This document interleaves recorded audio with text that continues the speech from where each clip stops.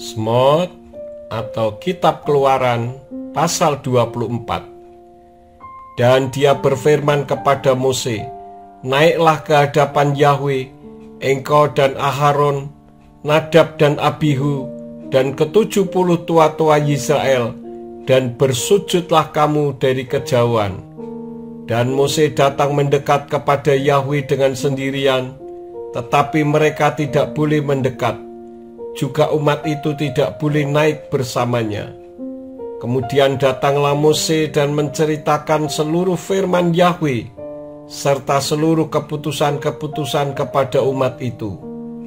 Dan seluruh umat itu menjawab dengan satu suara, dan mereka berkata, "Kami akan melakukan segenap firman yang telah Yahwe ucapkan."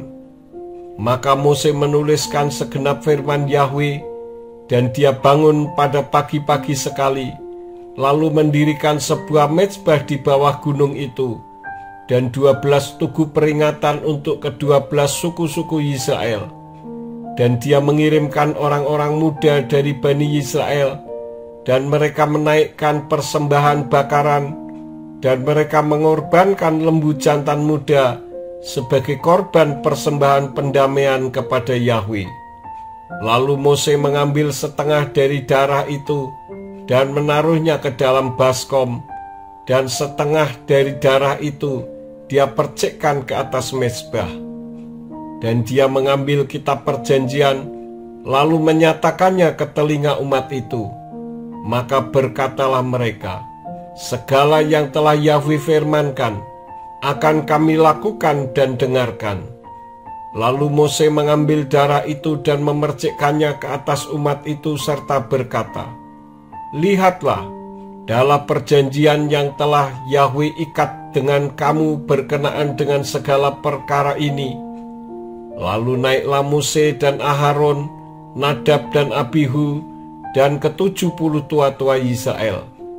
Dan mereka melihat Elohim Israel, dan di bawah kakinya seperti lantai bertatahkan permata safir, dan seperti murninya isi sorga.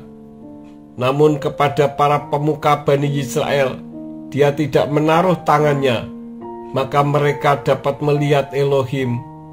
Lalu mereka makan dan minum. Dan berfirmanlah Yahwe kepada Mose, "Naiklah kepadaku ke atas gunung, dan tinggallah di sana. Maka aku akan memberikan kepadamu loloh batu dan Torah dan perintah yang telah aku tulis untuk mengajar mereka." Kemudian bangkitlah Mose dan Yehosua yang melayaninya. Lalu naiklah Mose ke atas gunung Elohim itu. Dan kepada tua-tua itu ia berkata, "Tinggallah bagi kami di sini sampai saat kami kembali kepadamu. Dan lihatlah, Aharon dan Hur ada bersamamu.